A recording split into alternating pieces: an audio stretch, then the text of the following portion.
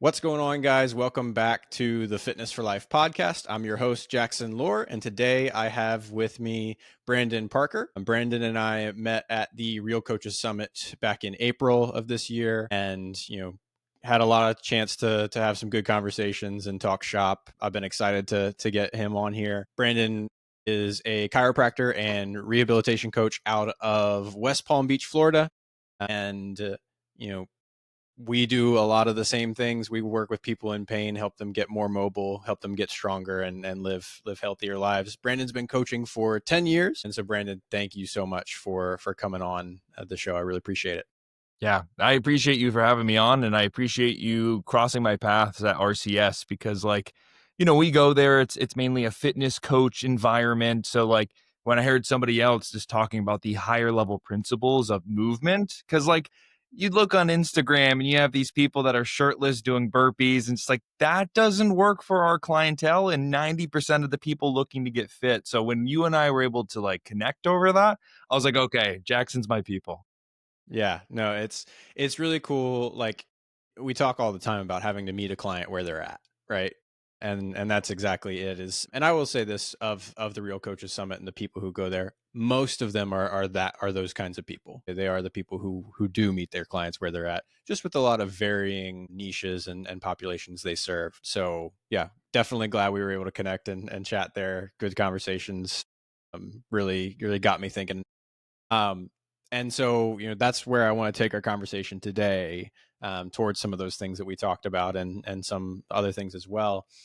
But before we do so, something I always like to hear, and I think is valuable for the audience to hear, is like, how did you get into this space, into the rehab coaching space, and you know, who do you serve in that? Yeah. Yeah. So if I were to rewind it all the way back, I think the catalyst as to why I went into healthcare is because of my own injury. I had a lumbar radiculopathy from a herniation. So for layman's terms, I slipped a disc. And when I were to take a step, my leg would give out from underneath me.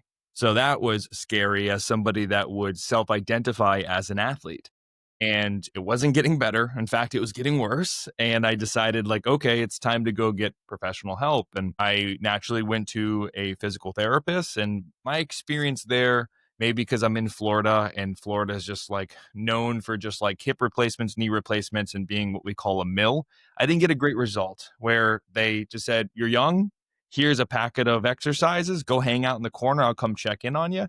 The only real person that talked to me during that whole experience was the person that was also rehabilitating by themselves, and her name was Gladys. So I'm like, this isn't rehab. This isn't me getting any better. No one's talking to me about my goals. And I decided, you know what? I'm going to figure out how to strengthen my body. I want to figure out how to go about doing this. Luckily, between my own approach, but also going to a chiropractor, we were able to sit down and actually build out a plan. And he was like, "Where do you want to take this?" I was like, "Well, I want to get back to playing football without my legs giving out from underneath me." And he goes, "Okay, well, you're here and we need to get you there. So these are the things that we need to accomplish along the way." So in that moment, I felt heard, I felt understood, and I had clarity. And I thought to myself, that is what healthcare should be. That is a coach. And that's kind of how I started to model myself around why I wanted to go into healthcare. But before I actually made the jump, I spent a couple of years training professional athletes. I was just like a nerd when it came to performance, just because if I was looking at my genetics, I'm not the biggest guy. So I had to fine tune everything to keep up with people. And after I realized that waking up at 4 a.m. to coach people wasn't really sustainable, that's when I decided, you know what, it's time to become a chiropractor. And I wanted to be a healthcare provider, just like what I had, which is more so a blend between a strength coach and the chiropractor, where if you want an adjustment, we can talk about it. I don't think it's going to move the needle. I think what's really where the solution lies is with that healthcare approach where we're building a plan and strengthening the body. So I hope that was concise. That's kind of how I landed here. Yeah, absolutely. Absolutely, man. I think, you bring up something that for me, and this is, for those who don't know, my background was in sports medicine and athletic training.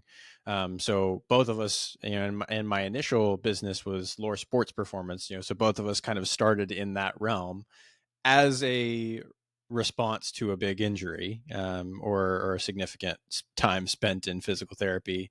Um, yeah, so for me, it was also had some back pain, but I had a really bad ankle issue that I had to rehab over, many months and years. So yeah, it's a very common entry point is Sure. injury, and either absolutely loving the field or seeing a need in it as you have, and wanting to be the person who stands in the gap there, Yeah. for sure.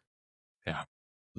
Walking through, so kind of diving into our topic for the day, you posted this on your Instagram earlier, talking about, you came at it from, hey, if you're modifying an exercise, you shouldn't feel some kind of way about that. You shouldn't be discouraged by the need, but in reality, it's going to serve you better in the long term, Yeah. and kind of widens your vision for that. Can you elaborate on that a little bit and talk about where that's coming from? Yeah, yeah, it was sometimes I use my Instagram story as a diary, right? Like I was conversing with a couple of clients, I was looking at some reflection forms, and there was definitely a pattern that I was seeing is because we just started a challenge. So a lot of people are new to exercise or haven't been exercising in a very long time. And Gotcha. with our programs, we always have modifications. And they were taking it as like, man, I can't do the real program. I'm doing the regress program, so I'm failing. And it's no, you're just making sure that the movement is fitting your current capabilities. And in fact, if you feel challenged and there's no symptoms, as long as you are consistent with it, you're going to make progress. And here's the cool thing. Then you can just progress into the program versus where I feel like some people feel like they're failing. They force feed a movement they're not ready for, and then they just prolong an Mm. injury that they've been trying to fix for a very long time. So, like, that was kind of like the catalyst. I don't know if have you noticed that?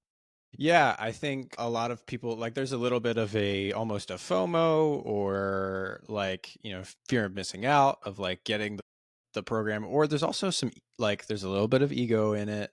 I think particularly I see it more with men, and I'm being critical of my own sex here, but I see it more with men where there's a little bit more of that, yeah, just that ego in there. It's like, all right, I really want to be doing this level because the guy next to me is, or I don't want to be outshone, or I don't want to be perceived as weak, when in reality it's like, this is exactly what we talked about, of like meeting clients where they're at.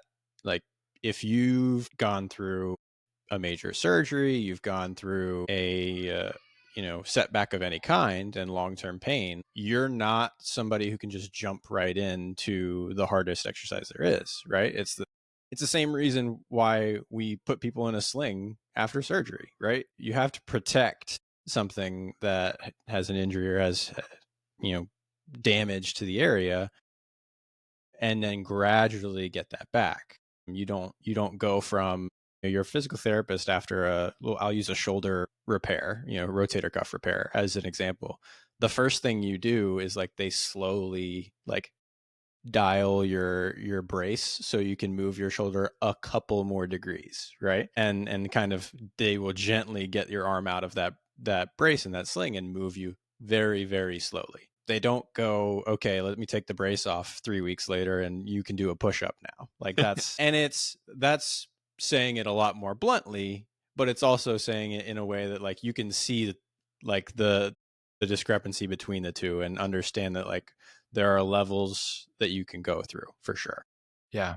There that you jog two thoughts here. The first one being that I always have to make sure that the expectation is set where Yep. it's a lot of people don't understand that the expectations that they set on themselves is unrealistic in the sense that they think, last time I worked out, I was doing X amount of weight. I was doing this exercise. And it's like, well, let's zoom out. One, yes, you were younger, but also two, you were in a state that you were much more physical and your capacity was much larger. You can handle much more stress back then, right? Because as we age, yes, we get older, and that's like the last thing I want to blame it on. But like all the stress that comes with getting older, right? Like like all the big boy responsibilities or big girl responsibilities that just make people lose sleep, stress out of their mind, miss nutritional meals, things like that. And it's just like when you compare yourself to where you were, not only are you setting yourself up for just like thief of joy, you're like, oh, I used to be here, and every Mm, progress, every milestone that you make is going to be ruined, but also you're going right back to you're doing too much too soon. And that second point that I thought was it's interesting that so many people they try to rush through the rehabilitation process because they have an expectation. But like I don't know, I like this is a genuine question. Maybe you have an answer. Where do they even get that expectation to begin with? Right? Like how do they even know that they should be like, at a certain point, a certain time when this is the first time they ever experienced it and it's not like it's plastered all over the internet, right? So I find that to be very interesting. yeah, I think it can be really interesting where it might just be.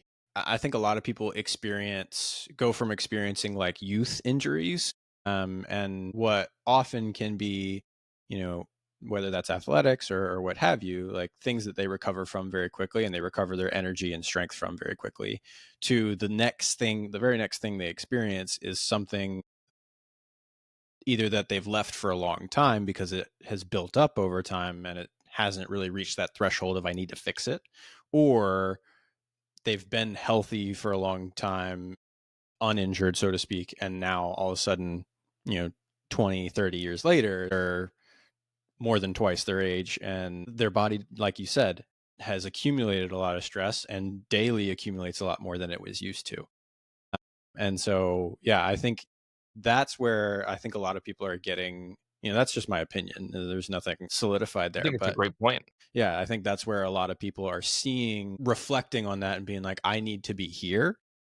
When in reality, it's like, this is where we want to, and this is getting to another thing we want to talk about. This is where we want to like give ourselves grace while, but also like continue to take the actions that move us forward. I know for me, like a lot of times when I'm working with clients, it's hard to hold those two together at the same time because there is a little bit of a discouragement factor. There's a little bit of a frustration with the current situation, but there's also this component that like, hey, if you take an all or nothing mentality here and just say because I can't do it, I'm not going to do anything, then you're going to be in a worse situation.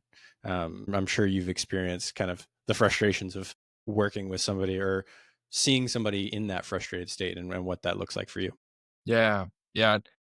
I always try to drill down the point that we have to dance between grace and accountability, right? With my typical demographic that I work with, it's usually females over 40 years old looking to get back to moving freely. And I've just noticed with that particular demographic, and it could be universal, but what I've seen personally is they are so hard on themselves. They just beat themselves up, which makes me shift into more so of that cheerleading role to kind of sell like kind of almost like balance that out, and show them how to build that gratitude. Part of our like reflection process at the end of the week is like, hey, what is one win for the day? And if I see that they kind of breeze through that question, like I'm a stickler about it. Like I'll message them, I'll send a screenshot like this is the best that you have. And then they'll give me an actual response. Like, now that I think about it, like this was a win, this is a win. It's like this is what I'm trying to get you to realize, because some people might think this is woo woo, but I've seen it personally in my own life is you can train the gratitude muscle. And the more that you Hmm. practice gratitude, the more that it's easy for you to see it. And if you set your perspectives to always look at the positive, I just feel like it's contagious in one regard, but also it just, in terms of progress, you start to feel it. And when you feel progress, or you maybe see progress because you're actually looking for it, Mm. that in itself is a self motivation. Whereas some people just rely on a system and they rely on a coach. And it's like, no, it needs to come from you eventually. Yeah. That's where I kind of like I balance between the grace and accountability. And another side of the accountability point is like there's times that you got to come down as a coach. You have to like it's like, hey, look, like we know that in this circumstance you're probably a slow healer because everything's working against you, but like you're not controlling the controllables. Mm. Therefore, we can't be upset with the timeline right now.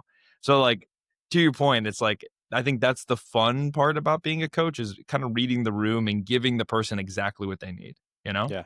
Yeah, absolutely. Controlling the controllables is definitely in that scenario. It's like, yes, that has to be the baseline, but he's going to see progress, right? If you're just hoping for healing to happen, for pain to go away on its own, for you to magically, become flexible overnight, like those things are not happening. And so, yeah, that's a really great way to look at it for sure. Talking about going back to kind of the modifying exercises and diving in on that a little bit more. When you're looking at someone to say, hey, this is what are some of the criteria that you go, all right, we need to modify this exercise because XYZ. And, what are you looking for someone to say, and you know what, actually, we don't need to modify this exercise, even though there may be a little bit of discomfort, maybe a little bit of inability to fully perform the exercise. What does that look like? Yeah. I'm so happy you asked this. So like over the years, especially like with complex topics like pain, like you have to start building out frameworks. And they're never perfect, but I use a couple that come to mind when you say that. I would say that I probably lean more towards the we call it movement optimism side of things, whereas textbook fitness, they might kind of almost scare you into not wanting to move, where they're like, don't squat unless your feet are perfectly forward and your neck is this and this and that. Now you're thinking like a bunch of things not to do that you don't do the movement at all. Whereas for me, when we're approaching movement, there's like small criterion that I use. The first one that I always go off of is like, does it feel good? Does it feel like you can do it confidently? If we can't check that box, we don't need to talk about anything else. And if the answer is like, no, I can't do this confidently and I feel like it hurts, cool, let's switch it, right? There's a million different ways that we can go about this. But if the answer is like, yes, I can do this confidently, then the next question is, can we, by doing this, does it get us closer to our goal? So that's kind of like how I would pick an exercise. But in terms of how do we decide an exercise is needs to be switched out? I always use a framework called the stoplight method. And basically, you start off with green. If anybody's, I don't know if you have international, but in America, we have a stoplight where we have green, yellow, red. Green means go, yellow means slow down, red means stop. And if you are exercising with about a pain level of 3 or below, it's still a green light. Now, some people might be thinking, what? I have pain and I can work out. In certain circumstances, yes, but the caveat is your pain shouldn't be climbing. Mm, We know in the research that with tendons, they tend to only really make like good progress when you load them. When you load a tendon that is problematic, there's yeah, going to be discomfort, right? The right. cool thing is about tendons when you warm them up, they tend to feel better, right? But you just kind of have to get over that first set of it feeling a little bit cranky. Going up to yellow light, that's about a 4 to 6 out of 10 when it comes to pain. Usually I say, that's a yellow light. Let's slow it down. Let's see if we can modify a couple of our variables to get us back into that green light zone. So that can be change up your stance if you're squatting or your grip if you're pressing. That could be slowing down the movement back to the tendons that we just talked about. That could be lessening the weight, lessening the amount of sets you're doing in the day. I think I already talked about speed as well. There's quite a bit of variables that we can play around with that can get us back into that green zone. Now, if we start to do a movement and it's immediately a 7 out of 10 or above, I think it's fair to say we can table that exercise for later when our body gets a little bit stronger. So I always try to give clients this this framework because when I was in school, this was like mind blowing to me. When I was in school, I learned about fear avoidance behavior and catastrophization. And a young female came into the clinic when I was still a student, and she was my patient. I'm doing all the biostructural medical things I could do. MRI, X-ray, something's unstable. This is wrong. Every time I got a review back or some type of imaging back, clean slate. Hmm. But this girl has a 9 out of 10 pain and she's afraid to go touch her toes because she thinks her back's going to explode. So I start to realize that wow, our thoughts around movement, our fears around movement can drive pain as well. So I started to think to myself, how can I start to unpack this? Well, when I did, she started to say, like, oh, her last practitioner said that she's not going to be able to have kids because of how unstable her lower back is. That's crazy, right? Mm. So unpacking that for I think it was about 4 or 5 weeks long of just like, hey, look at your MRI, look at your x-ray, look at all this research that shows that your lower back is born to be strong. We just have to strengthen it. Let's just do something that you know is reasonable. And she's like, okay, what is that? I was like, try to touch your toes. And the moment that you feel like you're in pain, stop, breathe very slowly, just to calm down your nervous system and come back up. And then we'll rinse and repeat. We did nothing else for 4 sessions. It was the most, even all my clinician friends at the time were just like, what are you doing? Like, she's just touching her toes. Like, yeah, that's all I can really get her to do. And trust me. And as she got down and she touched her toes, pain went away. Unbelievable. Like when I saw that, I was like, "Okay, there's something to this." Right? So, maybe I'm a little bit more leaning towards the side of movement optimism because of that, but I'm always particular in the way that I describe movement, so it always is framed in a way that's like, "What can my body do?" versus like, "What shouldn't my body do?" Does that make sense? Yeah, no, I think that's a great way to look at it. And I'm in the process of writing this week's article on back pain specifically, and that is like a piece that I talk about in there, which is, hey, if you like your mind, your mentality, your fears, your beliefs can influence your relationship with pain tremendously. And I'm sure you've seen it. The most recent like diagram of all the different factors that influence pain, and it's just a big old spider web. Like, it's the craziest snowball looking thing I've ever seen. It's like, if you take that into account, it's like, okay, there's no one right way to go about this.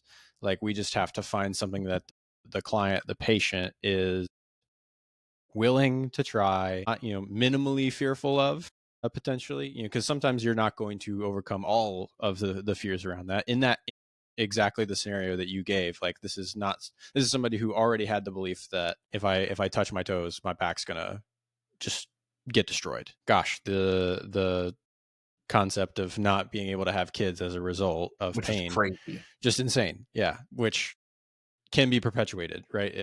If people are running into clinicians who are doing that, right? And that's why we want to have an optimistic outlook on pain. One of the things that I'll dive into a little bit also is, a lot of my clients are clients who are, for lack of a better term, like people who have not had the opportunity to reach their full potential when it comes to their movement potential, and people who maybe have received a diagnosis or are dealing with a condition that it feels hopeless, right? If they allow themselves to give in to that hopelessness and that just accept the diagnosis as is, that's what will rule them. Like, they won't experience reduced pain. They're probably not going, like, it's probably only going to get worse from them if they accept that and allow that to happen.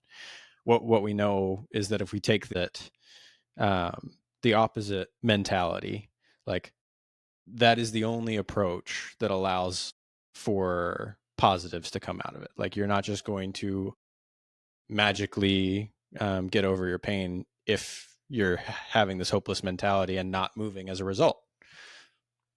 So, yeah, I think also one of the thing, I had not heard the traffic light example used in the same way that you did there.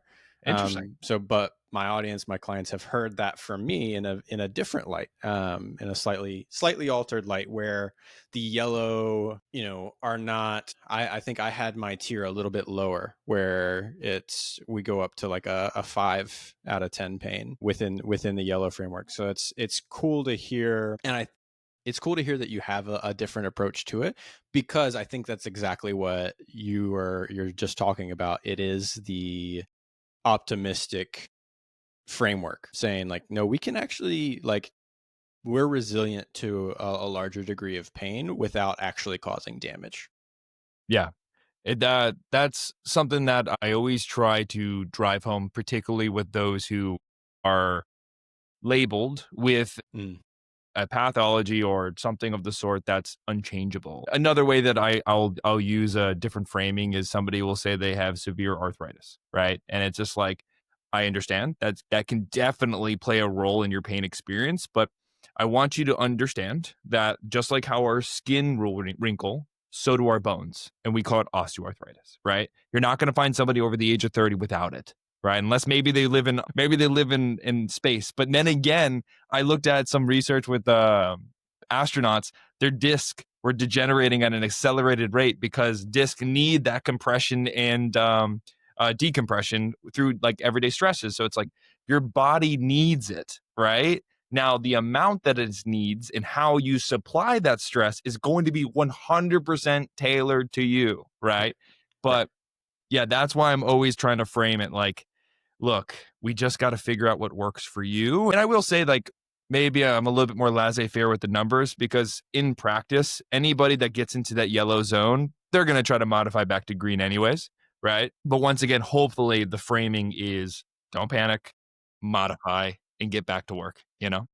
Yeah, absolutely. I think that's great that, reframing some of these labels. Arthritis is a great one to use because I feel you're exactly right. Like everybody has it. I can't remember what the exact data point is, but you look at, you know, chronic pain versus how much degeneration is or arthritis like that is present in I think the data says like 98 like you can find surgical like think findings on an MRI or an X-ray that require surgical intervention surgical intervention in quotes here for those listening and not watching um on like 98% of people in their 70s and up regardless of whether they have pain and that's something that it's like if you take that into account and you look around at how many of these people are living with carefree with these so-called surgically like required interventions, it's like, oh yeah, no, our body's incredibly resilient to repair these things and to live and adapt to regular aging and things that happen just as a result of natural movement over you know a century, essentially. Yeah. I'm happy that we can discuss things like this on this type of platform. In the past, where I tried to empower my community, like my big platform of like, hey, just so you know, like 1 in 3 people is going to have either severe arthritis, a rotator cuff tear, or a disc herniation, and they don't even know about it, right? They take it as like, you are invalidating my pain experience. And it's like, no, I'm not doing that. I was just trying to hopefully give you motivation. But I think that when we have conversations like this, people can actually see the well-rounded point behind it Right. instead of just assuming, you know? Yeah, which is it's the point that, and I totally agree with you. It's the point that your body's more resilient than we give it credit for sometimes, and that pain is not necessarily the. I think the point a lot of these studies show when we do look at those things is that pain doesn't necessarily mean presence of injury, and presence of injury doesn't necessarily mean pain, which should encourage us, right? It should tell us that, like, oh, okay, I can tolerate a level of pain that may have at one point felt scary without causing damage to my body, and that allows us to do some really important rehab work. It allows us to do kind of. I always have told my clients like we kind of want to live on the edge of the yellow light exercises. Like we want if we're dealing with some chronic issues that have been around for a while where either mobility has been compromised for a long time or pain has been present for a long time, you're going to want to live on that yellow line because if we're always in the green, we're probably not challenging the body appropriately in order for it to adapt to what we need it to. And to look at it like in the framing of like how it's said often is like you can look at your pain centers as just like an alarm, right? Like if your nervous system's main goal is to make sure that you don't get injured and you're doing something that you haven't done in a very long time, you're going to get warning signals. Your body's going to be like, "Whoa, dude, I haven't seen you here in years. What are we doing here?" You know? So obviously becoming in tune with your body and knowing what is a warning sign and what is an actual stress or stimulus that could lead to injury is a science and an art, right? And with what you're saying is, you build a foundation, you're in the green, and then you start pushing towards yellow. You have all that data prior to that point to know, no, my body's ready for this. My body can handle this. Therefore, when I start to strategically and educationally push into these outer ranges, I'm not going to wake up the next day and go, I did too much, right? So like once again, I'm out. I'm loving this conversation. I have a high def camera. Maybe you'll be able to see that. I have a hair sticking up. Hairs are sticking up right now. I get going. Awesome. I love it. I think one more thing I want to dive into a little bit, which is going to be hopefully really helpful for our audience, is you know taking somebody when you're working with somebody who has a high degree of baseline pain, meaning like they're starting out like before we even start exercise, like I'm in pain. How do you approach that when applying kind of the frameworks that we've talked about? Yeah, that's a great question. So I can look at it from two different perspectives, but they can blend into one. So from my clinician standpoint, like if somebody comes in and they are just like in pain, the last thing I'm going to say is let's go explore deadlifts, right? The game plan here is to desensitize from a number of different ways. Now, here's where it gets a little bit tricky is because everyone responds differently to different desensitization protocols. So, for example, I have people that I can adjust their back and they're like, Doc, you fixed me. You're a miracle worker. Other people, I can crack their back and like did nothing at all. Right. It's like, okay, that desensitization protocol did not work for you. But then that we can talk about massage, we can talk about dry needling, we can do stim. There's a bunch of other ways to get that area to be less sensitive. And the idea is to get the body to a point where it's not on high alert so we can start building in some type of physical capacity building activities. I'm a big proponent of, okay, if you are in high alert and it's not like a traumatic injury, like a fresh disc herniation, even then we'll still probably explore this is breathing techniques, right? Like let's get your flight or fight response down and see if you can actually manage this pain a little bit more. I mean, there's a reason why there's breathing techniques in labor, right? That Yeah. helps pain tremendously. Also, when they're first starting out, I might be a broken record here. You probably preach this a lot. Steps and walking, I love it. I absolutely love it because just by walking, we are building physical capacity. You are reducing your stress, most likely, because it's almost meditative. And over time, that can be the gateway into movement. Do you have a different approach? Yeah, so I think not really, honestly. One of the things that's built into almost every client that I have that's working with me for pain specifically is breathing. The very first thing we do is a very short like breathing technique to relax the nervous system, exactly like you're talking about. And then some pretty gentle mobility, like slow mobility, nothing like resisted, to kind of make sure explore the end ranges of motion and again desensitize to that, to get. And all of that is done with breathing instruction on like, hey, we want to, something I'm always saying is like we want nice long exhales. We don't want these like shallow breaths, because if we're taking our shallow breaths or we're holding our breath through a movement, odds are we're actually doing the opposite and we're stimulating that sympathetic nervous system, that fight or flight response. That's the kind of thing you do when you're straining for a really heavy lift, or you're in a really emergent situation as you find yourself holding your breath or taking really shallow breaths. So yeah, no, it's very on par with the approach that I have as well. Obviously, you being a chiropractor and like having your clinic in person, you can get some hands on somebody and use more techniques in that. I'm primarily working remotely, primarily just giving exercise instruction that way. And so that's the way that I go about it, is building in those breathing techniques into the exercises and the warm up Yeah. process. So Yeah. and I love that you, from my athletic training years and working in sports medicine, like I love that you have the approach of, all right, let me use these techniques, the modalities, to move somebody along the line to be able to move more and exercise more and load better. That to me, I think is something that is often missed, is that people get so caught up with what modality fixes what, that they forget to implement the exercise and the resistance training that actually creates long-term change. To that point that you're mentioning, I had some take home stuff that I'm sure you already do with your clients is like foam rolling, lacrosse ball into a target area that might feel super sensitive is another way to replace a massage, if you will. That's another thing that, like, for example, I had a chronic lower back patient that I'm working with in the actual gym, and she just has these flare ups because she'll wake up in the middle of the night because the kid wakes her up. And it's funny enough, she goes, "Yeah, my back hurts in the middle of the night." I'm like, "Well, what are you doing?" She's like, "Well, the kid's waking me up." I was like, "Okay, but like, what are you doing?" And like, she has to pick up the kid out of the pack and play, which is Okay. like essentially being in a Jefferson curl, Yeah. basically exposing your lower back to Yeah. 25-pound Jefferson curl.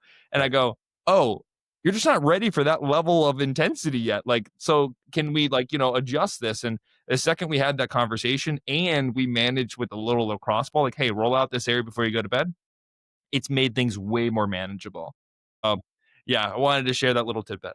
Yeah, no, I think that's really helpful. I always use when I'm working with clients who are moms, who have been moms, or even just parents in general, like you're so I think I go specifically to women because of the kind of marketing history that fitness has with women of telling them, "Hey, you don't need heavy weights." But it's like, how many times, if you were when you were a mom, like how many times did you lift, your kids or even your grandkids up to the point that they were probably like 40, 50 pounds, um, and were you deadlifting then? Yeah, absolutely. You're probably doing it with, kind of cruddy form to because a human is not a barbell, right?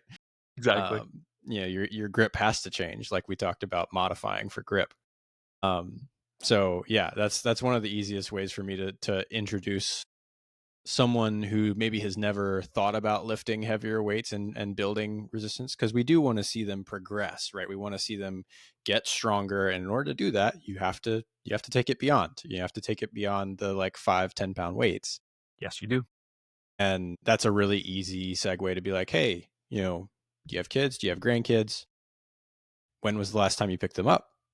Can you think of how much they might have weighed at that time? Like that's a for me an easy way to introduce that topic. If they have some fear about lifting heavier weights, like yeah, I never thought about that. Like I lifted and carried them all the time. That's how you smash the expectations, man. That's half of our job is like getting people in the mindset of like, I can do this. I'll share one last story because I know we have a hard stop. I had a client that was dead set that every time she brought her hand above her head, she would create some type of neck and shoulder pain, right? And it just didn't make sense like anatomically to me because I was just like, everything's fine. Like, what's going on here? So I was like, hey, we're just gonna like focus on the lower body today, and let's just see what's going on there. I was like, just because I know your balance is a little bit compromised, I just want you to hold on to this, and we're gonna lunge forward. And when she lunged forward, her hand ended up above her head, right? And I was like, all right, come back up. Let's do a set of 10. Do a set of 10, and then I like, we're talking at the end of the session. I go, how's your shoulder feeling? She's like, it's fine. I was like, just so you know, we just did a set of 10 of your arms above your head and you feel okay. I didn't do this to trick you. I did this to smash some false expectations. I hope moving forward we can start exploring some of those exercises. And like she had a smirk on her face. He's like, "Yo, you devious person. I can't believe you did this." But like it really was like the deal breaker of like we are now making progress now. So I think I that's love like that. the fun part. Yeah, absolutely, absolutely. I love that. Brandon, I think we covered a lot of ground today. Got into a lot of good topics. I really enjoyed the conversation, and I'm grateful that you're willing to spend your afternoon with me here. If people are looking to hear more from you and looking to, I know you make fantastic content, really helpful stuff. If they're looking to hear more from you, where can they find you? Yeah. I'll let everyone know in a moment. I just want to take a moment and show gratitude here. Everyone that's listening to this, Jackson is a gem. Not a lot of people will actively try to help people in pain because it's hard. It's draining because when somebody's in pain and you want to show up for them, it's a hard thing to tackle. So, Jackson, I appreciate you being one of the good ones and being on the front lines with me. All that to say, if anyone wants to find me, you can find me on Instagram at Dr. Brandon Parker. And then that's usually like my hub for everything else. Cool. Awesome. Well, again, appreciate you. Appreciate your time. Folks listening at home, if you guys liked this podcast, if you enjoyed listening, if you got something out of it, Really appreciate if you would like and subscribe on YouTube and leave a review on Spotify if that's where you're listening. That is a huge help to me. I put this on for free. Want to make sure that it's good quality content for you. Also, if you are interested in a topic, interested in a potential guest, make sure you put that in the comments. If I don't hear from you, I don't know. So if you want to hear more on a topic, let me know. That's super helpful for me as I'm working on, who do I bring on and what do we talk about. So really appreciate you guys tuning in. We'll see you next time.